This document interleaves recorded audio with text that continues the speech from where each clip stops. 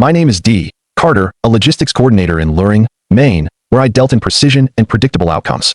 My marriage to Melanie had become anything but. The moment I found her adult toy, still warm, tucked into the glove compartment of her car, reeking of her boss, Jared Sloan's, overpowering cologne, I knew my predictable life was over. The heat of the moment was internal, not external. I didn't yell, I planned. My response was surgical. I coated the device with an invisible, ultra-potent ghost pepper supreme extract, 1.2 million Scoville units, and returned it, perfectly placed. The resulting screams from upstairs confirmed the successful execution of my first act of retribution. When Melanie came down, eyes blazing and wrapped in a towel, she didn't deny the affair. She accused me of sabotaging her lover. This guy, I told her, referring to the man I had become, is just getting started. The next day, gossip at the local bar, the RN, confirmed what I already knew. Melanie and Jared's affair was the worst-kept secret in town. I was urged by my work friend, Shelley, and the bartender, Ray, to move from defense to offense. As a logistics professional, I knew the value of planning, intel, and perfect timing. My mission became methodical. I used the security weakness of our shared home network to access Melanie's email. The digital evidence was damning. 3 months of planning trysts, including a recent message from Jared suggesting they cool things off until his upcoming promotion review passed. The worst part? A message from Melanie saying Jared had been invited into our bedroom. I leveraged my neighbor, Mr. Payton, whose neighborhood surveillance was second to none, to confirm Jared's illicit visits to our house. The betrayal was no longer theoretical, it was documented. I needed the final reveal to be public and professionally devastating.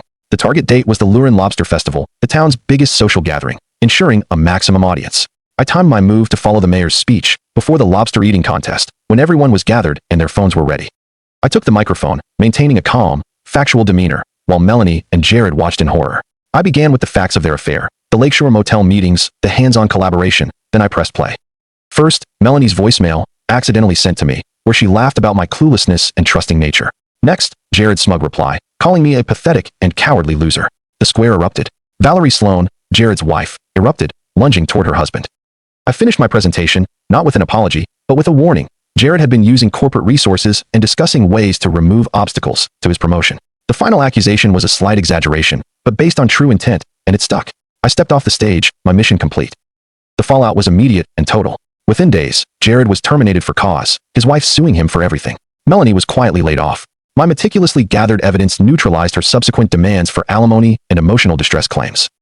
I wasn't seen as a monster. I was celebrated as a hero, the methodical, quiet guy who finally stood up for himself. I had done it legally, cleanly, and publicly. I had taken back control of my own story. They had gotten exactly what they deserved, and the whole town had a front row seat to the final delivery. If you made it this far, leave a like, share or subscribe to help grow our channel, and keep it alive for more dramatic stories that will surely give you some much-needed awareness.